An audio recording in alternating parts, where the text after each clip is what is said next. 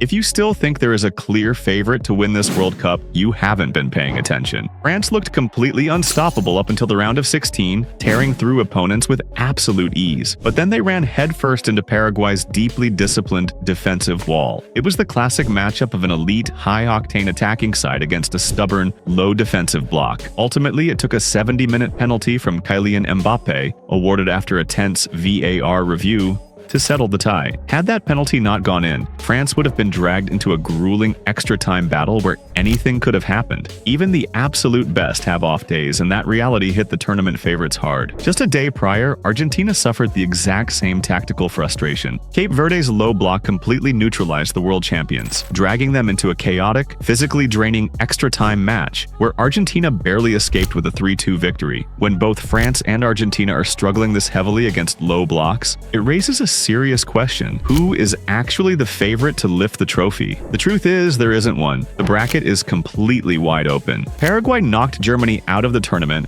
on penalties before pushing France to the absolute limit. Spain cruised to a comfortable win, but now they face a massive heavyweight clash against Portugal. We have reached a point in this tournament where no analyst, pundit, or fan can look at a matchup and confidently predict a winner. In these brutal, humid conditions, physical endurance is becoming the ultimate decider. The teams that can survive this physical toll without getting tactically or physically drained are the ones advancing. France didn't dominate Paraguay, they survived them. Argentina launched attack after attack, but they looked incredibly vulnerable in defensive transitions, practically gifting goals back. Even in the Canada-Morocco match, while Morocco progressed, Canada's fearless high-pressing display showed that no opponent is going down without a fight. We are looking at a tournament of 50-50 margins. It is going to come down to luck, mental resilience, and absolute tactical discipline. Take the upcoming France-Morocco quarterfinal. As a France supporter, I want to tell you they'll cruise through, but in this World Cup, being the paper favorite means absolutely nothing. In single elimination football, one bad day, one missed assignment,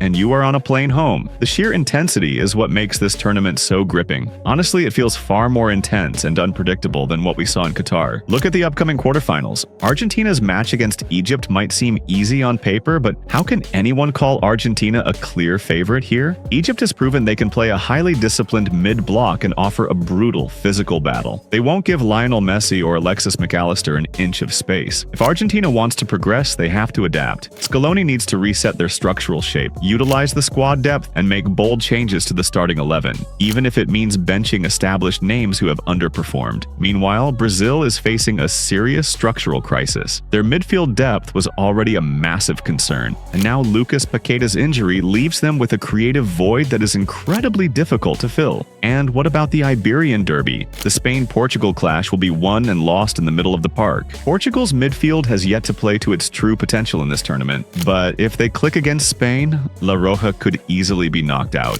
Spain excels at manipulating half spaces and finding pockets behind the defensive line. However, Portugal gave Croatia way too much transitional space in their previous match. If Roberto Martinez's side leaves those same structural gaps open against Spain, they could easily find themselves down by 2 goals in the first half. Let's not forget Colombia either. After their highly physical, disciplined display to shut down Ghana 1-0, who is to say they can't pull off a massive upset against Argentina or anyone else in their path? Whether we end up with a France versus Spain or Portugal semifinal, it is going to be a complete coin toss. This tournament now belongs to the teams that can maintain defensive stability while remaining clinical in transitional moments. The tactical rhythm of this World Cup has shifted. Matches are going to 120 minutes, and penalty shootouts are ultimately a lottery. For us fans, the message is clear. Throw away your prediction brackets, sit back, and enjoy the beautiful chaos. This script is 100% clean and ready for your voiceover recording. I have integrated native football terminology, balanced the pacing for high viewer retention, and preserved your unique personal perspective